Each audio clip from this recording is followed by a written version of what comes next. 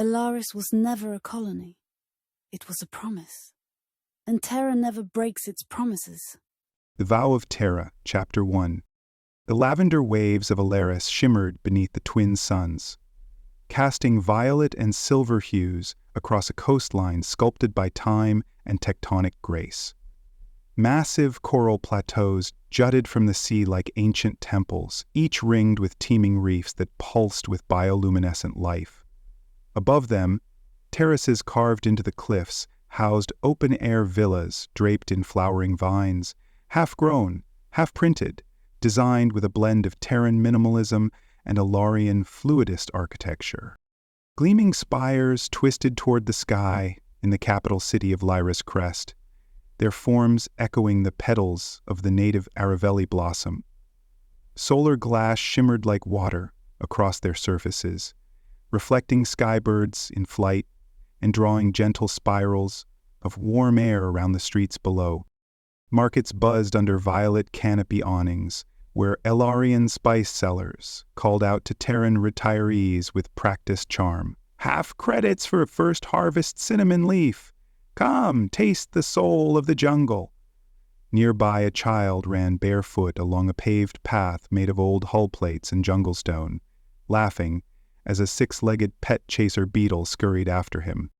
Down by the ocean, the high-end district of Cape Doral glistened with glass platforms suspended above the waves, home to zero-G yoga studios, neural spa retreats, and ocean view cafes that served both Terran tea and thick Elarian root wine. The scent of salted sugar fruit drifted on the breeze. It was a weekday morning. The sky was soft, the weather mild. The tide was perfect for swimming. Elaris was paradise. But it wasn't just the scenery. It was the quiet, unspoken sense of belonging, of recovery. 60 years ago, the planet had nearly collapsed under the weight of a relentless pandemic, a fast-mutating virus that spread across species lines and nearly claimed half the planet's population before Terra intervened. The Terran cure came not in warships, but in care packages. Vaccines, nanite healers, agricultural reseeding drones. The cure saved the planet, but what followed? Partnerships, trade, mutual rebuilding, healed it. It wasn't a colony. It wasn't a protectorate. It was the vow made real. Now over 200,000 Terrans called Elaris home. Most were retired from active service, engineers, explorers, scientists. They lived cheaply thanks to tech-sharing agreements and Terran-subsidized housing, their credits going far in a place where energy was free and food was half-grown in orbital green clouds. Many chose to be buried here. Some had married into Elarian families.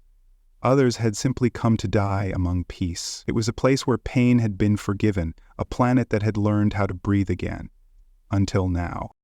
High above the glittering beaches and terraced villas of Cape Doral, a speck appeared in the sky. First one, then many. At first they were mistaken for high-altitude transport drones, the kind that carried mineral loads from the northern Delrinium mines to the processing towers. But then came the sonic booms. Rapid, unrelenting. Screams followed seconds later, echoing through the resort districts and cliffside towns. Commander Viren Tor, Supreme Guard of the Elarian Defense Council, stood on the observation deck of the capital citadel, eyes fixed on the growing cluster of incoming vessels. He was no stranger to the chaos of war. In his youth, he had trained under Terran military advisors during the post-pandemic rebuilding years. He had read every Terran strategic archive made available to the Allied planets, but nothing had prepared him for this. The ships descending from orbit bore no flag, no signal, no ID beacons, just silence, and the slow, deliberate posture of death. Multiple contacts breaching orbital zone confirmed vector approach from the Graxian Rift, his aide stammered, fingers flying across the holo console. 8 heavy destroyers, interceptors deploying. They're targeting military infrastructure. Scramble all skyward wings, Viren ordered, voice calm despite the cold rising in his gut. Deploy shield drones across coastal sectors. Prepare our ground batteries. Elevate to lethal force. We're under treaty restrictions, sir, the aide reminded him. FTL interdiction, orbital shields, none of it approved for use unless sanctioned by... I said deploy. Viren's voice dropped a note. Terra's protections don't matter if we're dead by sundown. Across the planet, automated warnings rang through city streets and open-air markets. All civilians evacuate to designated bunkers immediately. This is not a drill. On the western side of the capital, a series of low-rising terraces housed the Terran retirement enclave known as Halcyon Reach. It was a quiet, idyllic place, carefully balanced between Elarian architecture and Terran comfort. Most of its residents were former engineers, explorers, and diplomats, drawn to Elaris for its unmatched quality of life, low expenses, and beautiful climate. They had come here to escape the noise of the galaxy, but now it had followed them home. A retired astrocartographer named Mira Alcott stood on her balcony, watching the sky split open in red light. The air shimmered as kinetic torpedoes detonated near the capital perimeter. A shockwave struck seconds later, shattering the glass of nearby towers. Screams rose around her. She didn't run. She reached for her old comlink. At that very moment, half a system away, on the Terran vessel Resolute Dawn, Admiral Rael Dren was wrapping up a diplomatic call with the Durnari Trade Council.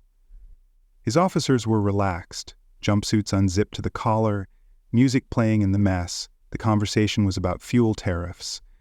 It ended abruptly when the emergency alert lit up the central holodisplay. Code Violet, Elaris under mast, non-Terra forces, possible genocide imminent. Rael stood without a word. The music died. Within seconds, all crew on deck snapped to attention. "Are they certain?" he asked, voice low. "Confirmed," replied the bridge officer. "No prior warnings, no communication. This was surgical. They went for comm relays, satellites, supply routes. Civilian centers are next. Get me the Archon."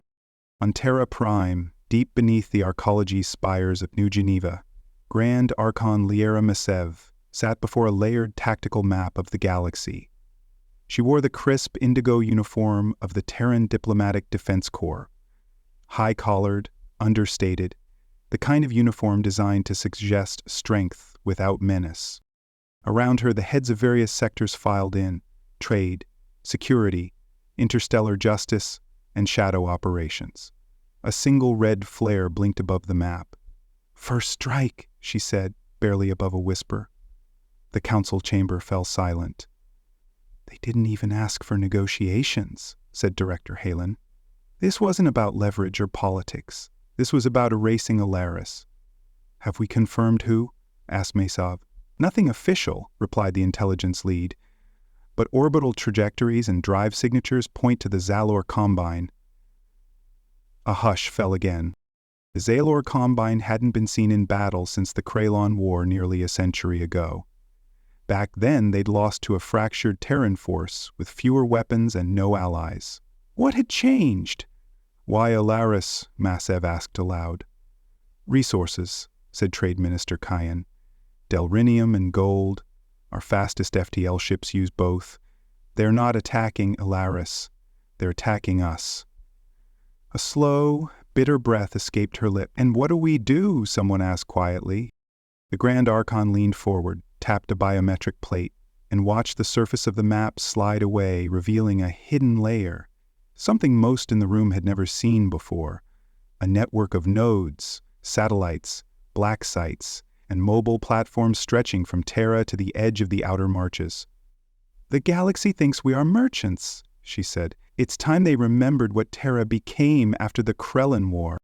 Back on Elaris, the first line of defense collapsed. Skyward wings, swift, agile fighter units, were no match for the precision and range of the Xalor fleet. Shields buckled, explosions lit the horizon. But even as comm relays went dark and surface batteries ran dry, the Elarian soldiers stood their ground. For every tower that fell, a bunker held. For every drone taken out of the sky, a child was moved to safety. And far below, in a hidden control center beneath the Elarian capital archive, a last-ditch signal was being sent. Not a cry for help, a trigger code. R7VOWPROWPO. The comm lines of the Terran Central Defense Grid hadn't buzzed this loudly in nearly a century. In an underground vault beneath Luna's Tycho command, a system buried in myth stirred to life. Dormant relay satellites powered up across 8 systems. Their quantum keys matched only one command, R7, Vow Priority 1, the Vow Protocol. It was never meant to be used. Designed in the final days of the Krellon War, it was more myth than policy. A shadow contingency built on the belief that peace, once earned, would not last. Few even knew it existed. Fewer still believed it would ever be activated. But now the code rippled through Terra's hidden neural net array, bypassing bureaucracies, flagging only the highest access nodes. In New Geneva, Grand Archon Lyra Misev stood alone on the central command dais, her eyes lit by a silent storm of cascading data. Ship manifests, weapon loadouts, dead-hand encryption. She barely noticed when her assistant, Lane, entered the chamber. "It's real," Lane said quietly. Misev nodded once. "How long until deployment?" 6 minutes. The Voralis fleet is closest. They're already shifting formation near the Damaris Rift. "Good. Keep them dark, no transmissions. If this is bait, I want no signal trace." "What about the civilian channels? Retirees are already transmitting panics to OpenNet. The colonies are picking it up." "Let them panic," Misev replied. "Better panic than betrayal." Back on Elaris, in the shadow of the broken skyline, Commander Viren Tor took cover behind the scorched frame of a Skytrain transport. Smoke rolled through the boulevard. He could hear the whine of Xalor hoverstrikes rounding the corner, their plasma coils fully charged. His rifle was almost depleted. 2 drones hovered behind him, barely more than recon units. It wouldn't be enough, and yet he stood. Beside him, Captain Salai knelt over an injured Terran, retired, unarmed, and partially buried in debris. "Hold still," she whispered, patching his bleeding leg with a dermal wrap. "You shouldn't be here," he croaked, face pale. Salai met his eyes. "We live here, too." That was the truth that no one had wanted to say aloud. Elaris wasn't just a client world, a trade hub, or a mining partner. It had become home to the retired, to the weary, to those who sought peace, and now it was a graveyard waiting for names. In low orbit, cloaked just beyond Ilarion sensor range, a Terran stealth frigate designated Wraith Echo watched in silence. The captain, Juna Kaal, kept her hands steady as targeting data flooded in. She'd been trained in Ghost Ops Observe, Do Not Engage, but even she was breathing faster. "They're not just targeting military posts," said her tactical officer. "Look here, resort sectors, water desalination plants, medical towers. That's systematic eradication. This isn't conquest, it's cleansing." Juna's jaw tightened. She tapped her neural uplink. "Wraith Echo to Terra Prime. I am requesting full override on engagement protocols." A long pause. Then came the reply, chilling and direct. "Request approved. Vow Protocol authorized. Full spectral release permitted. Targeting solutions uploading now." For a moment, silence hung on the bridge. Then Juna turned to her weapons officer. "Lock plasma cores. Load mirror darts and crucible beams. I want every enemy ship over Elaris rendered to atoms." "And if they run?" Juna's eyes flashed. "Follow." In a glass-walled chamber beneath the capital, buried deeper than even the Ilarian High Council knew, the original Vow terminal continued broadcasting its dead man signal. It pulsed, not with hope, but with memory. When the pandemic had come 60 years ago, Elaris had begged the stars for help. It was Terra who answered. They sent ships, healers, bioengineers, vaccines, food. They rebuilt cities. They laid roads that didn't scar the jungle, taught medicine without erasing culture. Not because they were paid to, but because they remembered what it meant to suffer. It was there, in those years, that the vow was made, a silent pact. If Elaris ever bled again, Terra would bleed with it. The first Terran response ships entered the system just as Ilarian orbital defenses collapsed entirely. Twin Xalor dreadnoughts began to descend through the atmosphere, planning to flatten the capital. And then the sky fractured. Terran vessels shimmered into view like spectral wraiths. No flash, no fanfare. They struck in total silence. One dreadnought blinked out of existence before it could finish its descent, its quantum core inverted by a crucible beam. Second spiraled in flame, cut apart mid-sentence by mirror darts that rebounded endlessly within its hull, slicing it to ribbons. Below, Commander Viren looked up in disbelief as the burning fragments rained harmlessly into the sea. "Sir," Salai whispered, "that's Terran firepower. That's Black Tier tech. We weren't told they had." No one was. Across the battlefield, the Xalor formations began to scatter, but the Terran ships were already in motion, leaping through coordinated grav-trump relays, teleporting within kilometers of fleeing enemy units. It was not a battle, it was a purge. In the outer orbit, a Xalor command ship, the Vecturus, tried to initiate an emergency slipstream jump. Too late. From the Terran strike cruiser Resolute Dawn, Admiral Ryle Dren gave the order. "Fire, Vortex Lance! Detonate on core proximity." The screen flared white. Seconds later, the Vecturus was gone. Not destroyed. Erased. The vow had been kept. The smoke had not yet cleared when the first rescue dropships landed on the scorched boulevards of the Elarian capital.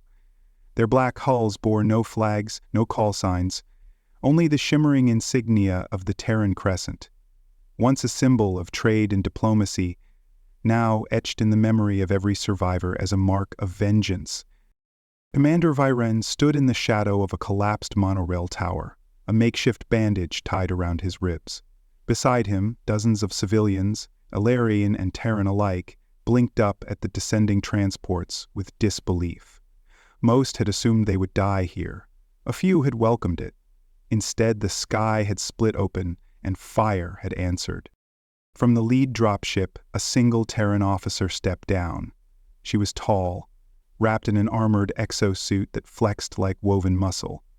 Her helmet retracted as she approached Viren, revealing dark eyes and a severe braid streaked with silver. "Commander Tor," she said. "Admiral Kale, I'm here to assist." He stared at her for a long moment. "You didn't announce your arrival. We weren't here to negotiate. Are you the only fleet?" Admiral Kale shook her head. "That was the first wave. Others are already moving into position." Viren gestured toward the burning skyline, the remains of the Xalor incursion. "We have wounded. No power grid, no orbital net, and our planetary defense systems are gone. Then it's a good thing you're not alone anymore." Half a world away, in the mountain resort town of Valoria, the fires still raged. The Xalor had torched everything on their way out. Luxury towers, shuttle pads, spa domes. What remained were embers, shattered glass, and the hollow silence of the dead. But some had lived. Mira Alcott, retired Terran astrocartographer, age 91, sat on a cracked bench overlooking the lavender sea. Her hands were burned, her breathing shallow, but her eyes were locked on the sky. She had seen them, the Terran vassals that had emerged from nothing. The way they moved, silent, unstoppable, ruthless in precision. They didn't fight like warriors. They fought like predators, efficient, instinctive, absolute.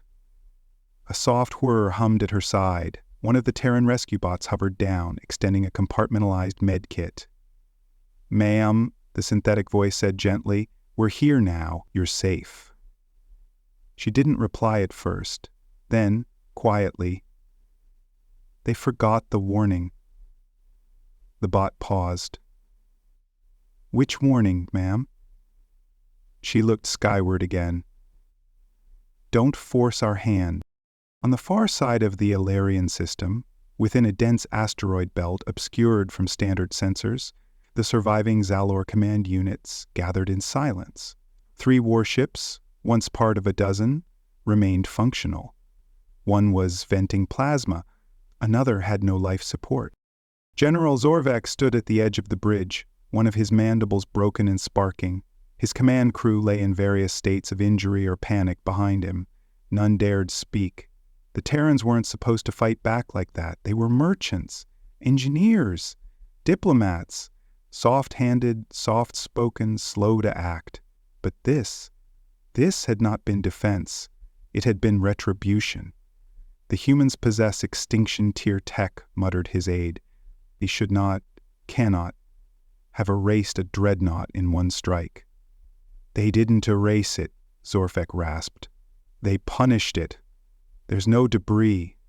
Do we retreat to the Combine? Someone asked. No, Zorfek growled.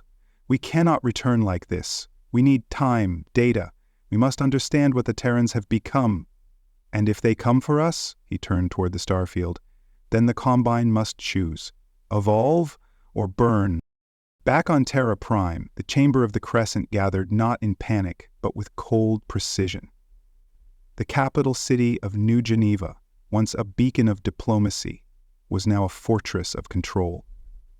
The holograms of Elaris flickered overhead, destruction, civilian trauma, the brutal math of lives lost and infrastructure shattered. But there was no outcry, no debate, only the confirmation that a vow had been honored. They struck one of ours, said Grand Archon Lyra Massev, her voice even.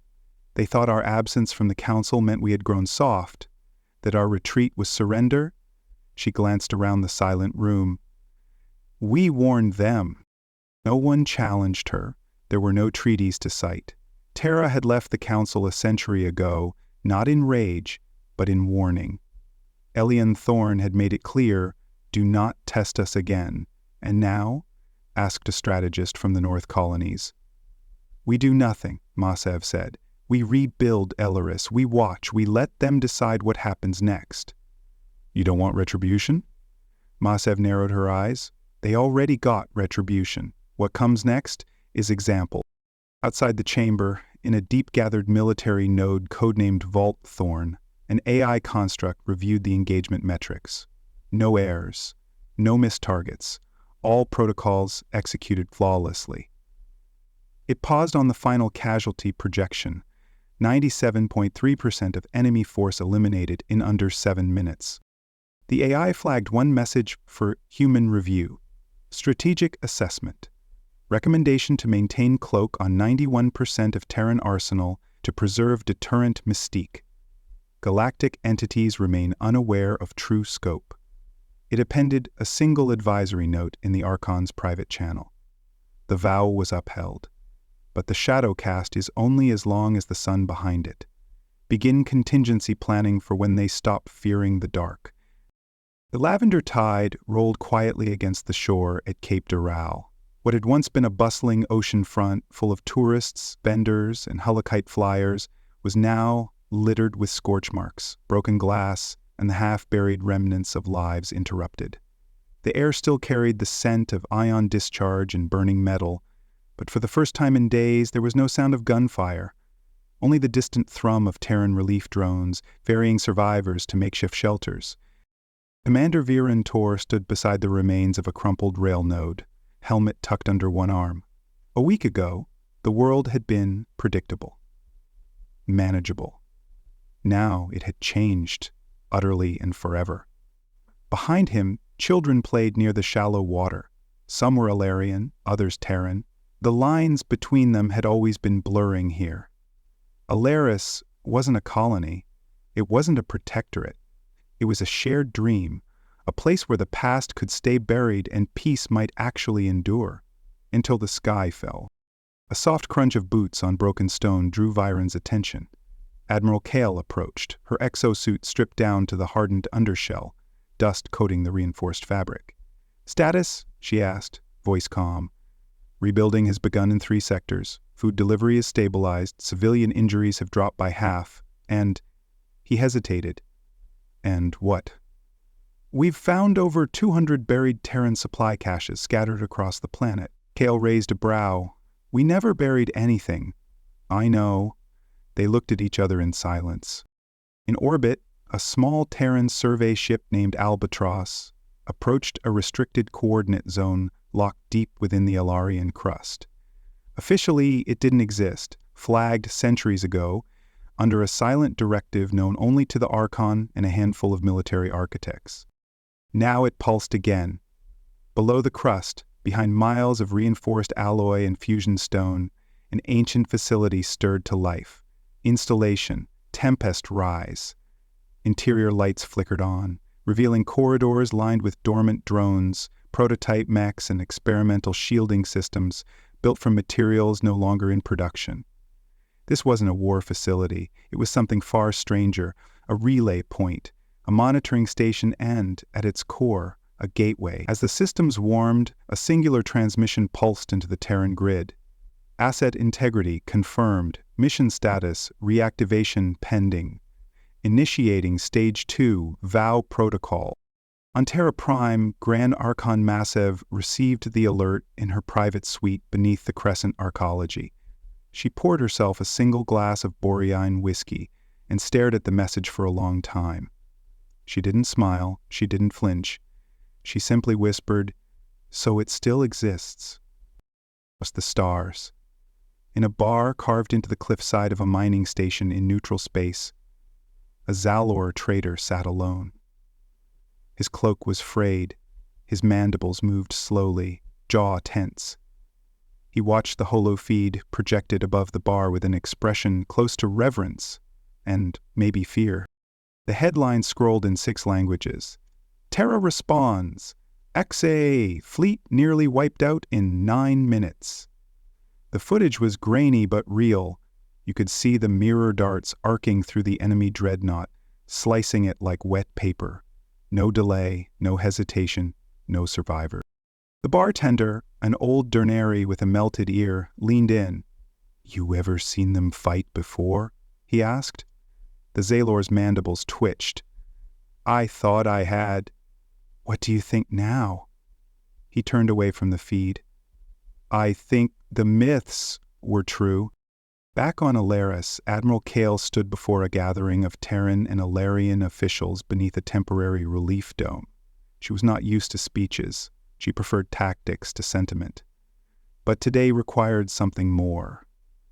"We are not conquerors," she said plainly. "We are not caretakers either. Elaris is not ours to own or to rebuild, it is yours." Murmurs passed through the crowd. "We came because of a promise made not on paper, but in blood and memory. We kept that promise, and now the choice is yours." She stepped down from the podium, leaving behind no pledge of Terran dominance, no permanent garrison, no conditions, but the message was clear. If you are Terran's ally, you are not alone. Later that night, under a sky still dusted with orbital soot, Commander Virene stood at the cliffs above Halcyon Reach. He watched the ocean glowing faintly, phosphorescent algae responding to the disruption in the tides. His city was wounded, his people were grieving, but they were not broken. Footsteps again, this time quieter. Mira Alcott joined him, wrapped in a simple shawl. Her hands were still bandaged. Her eyes held the quiet of someone who had lived through too much and still refused to look away. "Do you believe it's over?" she asked. "No," he replied. "I think this was the start of something else." She nodded, her gaze fixed on the sea. "They'll come again," she said. "Not the Xalor, maybe, but others. They always do." He didn't answer. Then she smiled faintly. "But this time, they'll think twice." At the edge of the known systems, on a moon orbiting an uninhabited gas giant, a relay beacon flickered to life. It wasn't Terran, it wasn't Elarian, it was something older, and it had been listening. The moment Terra's weapons came online, the beacon pulsed once, then began transmitting in a language no longer spoken. Not to warn, not to defend, to summon. Deep below the ice of the moon, something shifted. Ancient, mechanical, patient. The galaxy had awakened a slumbering power in Terra, but something else had awakened too.